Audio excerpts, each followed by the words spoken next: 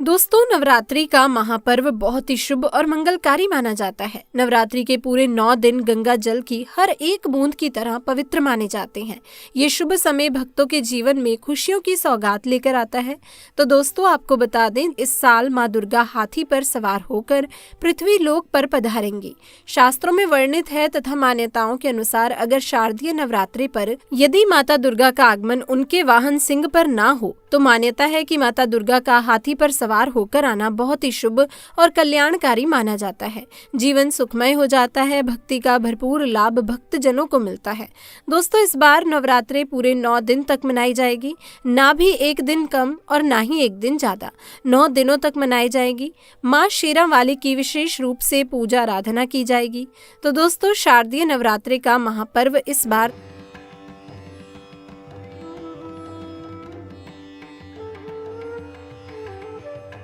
ऐसे में शारदीय नवरात्रि पर माता दुर्गा की कृपा पाने के लिए कलश स्थापना का शुभ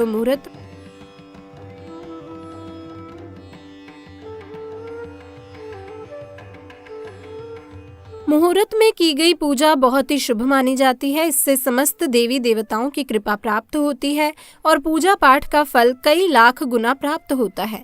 ऐसे में जो व्यक्ति नवरात्र आने से पहले घर से ये चीज हटा देता है तो उसके घर में माँ वैष्णो का होगा आगमन, माता लक्ष्मी का होगा वास, माँ शेरावाली आपकी झोली खुशियों से भर देगी। इसीलिए नवरात्रे आने से पहले घर से ये चीज हटा दें। दोस्तों, आज हम कुछ ऐसी ही गलतियों के बारे में जानेंगे जो अगर आपके घर में भी होती है तो माता लक्ष्मी कभी नहीं करती ऐसे घर में प्रवेश। फिर चाहे आप कितनी ही पूजा पाठ कर लो, माता लक्ष्मी ऐसे घर में कभी भी नहीं आती। ऐसे घर से देवी देवता भी हमेशा रहते हैं नाराज। तो दोस्तों, पूरी जानकारी को देखने के लिए इस वीडियो को अंत तक जरूर देखिएगा।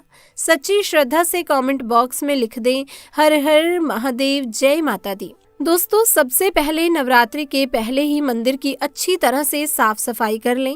मंदिर के अंदर अगर पुरानी मालाएं हैं, टूटी फूटी मूर्तियां हैं, उसके साथ ही खाली माचिस के डब्बे रखे हुए हैं तो उन्हें बाहर फेंक दें तथा टूटी मूर्ति को किसी नदी में प्रवाहित कर दें। घर में छोटे बच्चों को नवरात्रि का व्रत नहीं रखना चाहिए। इससे उनकी जान को खतरा हो सकता है, क्योंकि इस व्रत में शरीर को अधिक शक्ति की जरूरत होती है। माता शेरावाली की तस्वीर अगर कांच के फ्रेम की हो और वो दोस्तों कांच हल्की सी भी क्रैक हो गई हो तो ऐसी कांच को बदलवा ले। ऐसी तस्वीर को या तो जल में प्रवाहित कर दे। टूटी मूर्ति की पूजा करने से आपकी श्रद्धा, भक्ति, व्रत आदि सब टूट जाता है, आपका व्रत खंडित हो जाता है। तो दोस्तों, नवरात्रि के 9 दिन बहुत ही पवित्र होते हैं। नवरात्रि के इन 9 दिनों में आचार विचार और घर को साफ सुथरा और पवित्र रखना अति आवश्यक है। इसीलिए नवरात्रि के 9 दिनों में ब्रह्मचर्य का पालन किया जाता है और तामसिक भोजन ग्रहण नहीं किया जाता। नवरात्रि के 9 दिनों में माता रानी के भक्तों को प्याज, लहसुन, मांस, मदिरा और अंडे से दूर रहना चाहिए। अधिकतर भक्त इन नियमों का पालन भी करते हैं, लेकिन वो एक गलती कर बैठते हैं। दोस्तों, वो नवरात्रि के 9 दिनों में अपने घर इन अपवित्र चीजों को रख लेते हैं। ऐसा भूलकर भी नहीं करना चाहिए। भगवत पुराण के अनुसार नवरात्रि के 9 दिन तक माता रानी अपने भक्तों के घर में वास करती हैं। अगर आप भी चाहते हैं कि माता रानी आपके घर में वास करे तो आप अपने घर के वातावरण को पवित्र रखें और नवरात्रि शुरू होने से पहले ही अपने घर से प्याज, लहसुन, मीट, अंडा और मदिरा को बाहर निकाल दें। अपने घर को साफ रखें। इन वस्तुओं को घर से बाहर निकालने के बाद अपने घर में गंगा जल का छिड़काव जरूर करें। भगवत गीता में भगवान कृष्ण कहते हैं, बगैर गंगा जल छिड़काव कोई भी मंगल कार्य सफल नहीं होता। गंगा जल का छिड़काव स्वयं भगवत गीता में श्री कृष्ण ने बताया था। अगर आपके घर में गंगा जल ना हो तो मार्केट से गौमूत्र ला सकते हैं और गौमूत्र लाकर आप गौमूत्र का अपने घर में छिड़काव करें। बस थोड़ा सा पानी में डालने से इससे आपके घर का दोस्तों वातावरण पवित्र हो जाएगा। घर में मौजूद नकारात्मक ऊर्जा भी नष्ट हो जाएगी और जिस घर में वातावरण पवित्र होता है और नकारात्मक ऊर्जा नहीं होती, वहाँ माता रानी का वास सदैव होता है। दोस्तों, नवरात्रि के पहले आप अपने पूरे घर की अच्छी तरह से साफ सफाई कर लें। घर में जो भी फालतू सामान है, फटे पुराने कपड़े, उन्हें बाहर निकाल दें। घर में बेकार पड़ा सामान नकारात्मक ऊर्जा लाता है, इसीलिए गंदगी बिल्कुल भी ना करें। धूप दीप जलाकर वातावरण को स्वच्छ रखें। दोस्तों, माता के आगमन के लिए घर का दरवाजा जरूर सजाना चाहिए।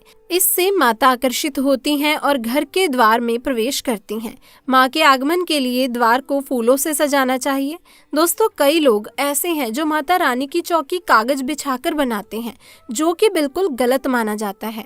माता की चौकी के लिए आप नीचे लाल कपड़ा ही बिछाएं। काला कपड़ा और सफेद कपड़ा भूल कर भी नहीं बिछाना चाहिए। ध्यान रखें, कपड़ा फटा हुआ भी नहीं होना चाहिए।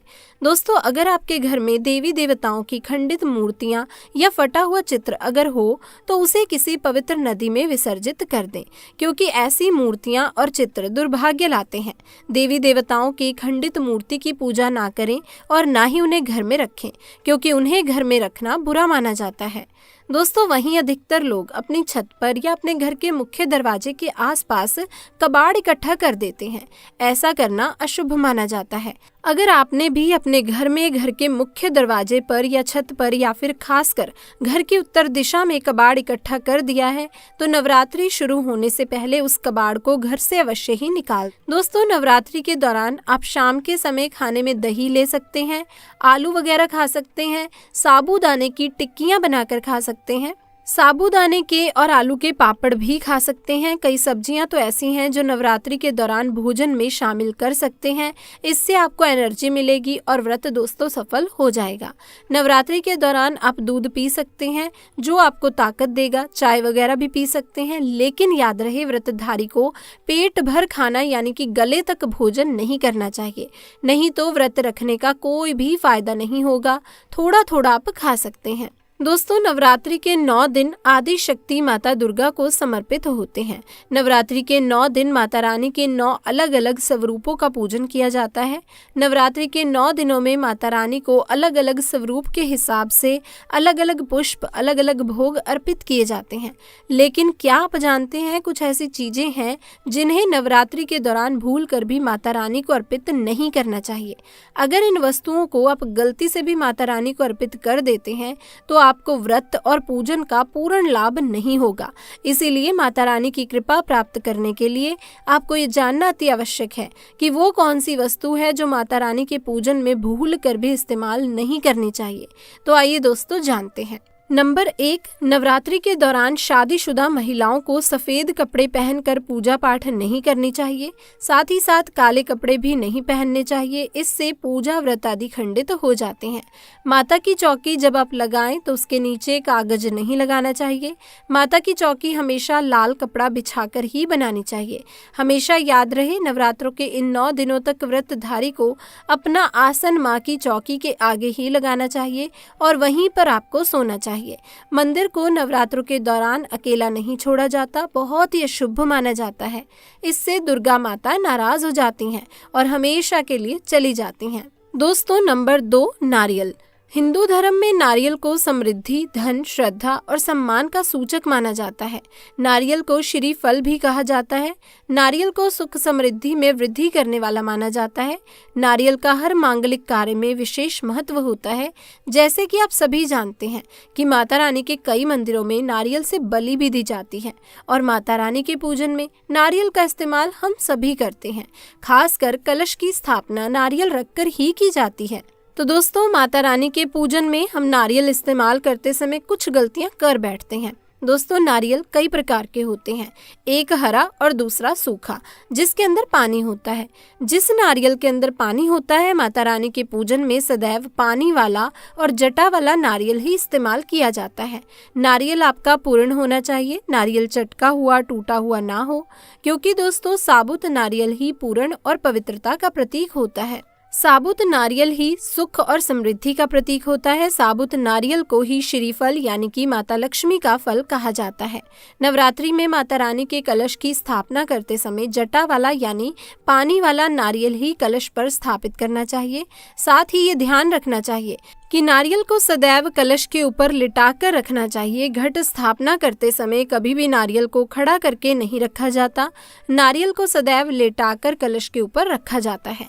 साथ ही नारियल को स्थापित करने से पहले आप नारियल को लाल कपड़े में लपेटकर या फिर लाल चुनरी से बांधकर आप नारियल को कलश के ऊपर स्थापित कर सकते हैं। शास्त्रों के अनुसार कलश के ऊपर जब सही तरीके से नारियल रखा जाता है और सही प्रकार का नारियल रखा जाता है तभी ही व्रत और पूजन का पूर्ण फल प्राप्त होता है। ये भी ध्यान रहे कि महिलाएं माता रानी को नारियल अर्पित तो कर सकती हैं, लेकिन कभी भी माता रानी के सामने नारियल को भूल कर भी ना तोड़े, क्योंकि दोस्तों नारियल बीज रूप होता है और स्त्रियां बीज रूप से ही शिशु को जन्म देती हैं। इसीलिए कभी भी महिलाओं को नारियल नहीं तोड़ना चाहिए। अब दोस्तों नंबर 3, लौंग। लौंग हम सभी माता रानी के पूजन में इस्तेमाल करते हैं, लेकिन लौंग का इस्तेमाल करते समय एक बहुत बड़ी गलती हम कर बैठते हैं। हमेशा ध्यान रखना चाहिए कि माता रानी को सदैव फूल वाली लौंग ही अर्पित करनी चाहिए। जिस लौंग के ऊपर फूल नहीं होता या जिस लौंग के पीछे लकड़ी की डंडी नहीं होती, उसको आप माता रानी के पूजन में भूल कर भी इस्तेमाल ना करें।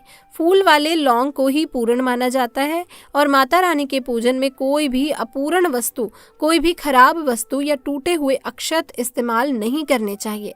इसीलिए सदैव माता रानी के पूजन में फूल वाली लौंग का ही इस्तेमाल करें। दोस्तों नंबर 4, तुलसी के पत्ते अर्पित ना करें।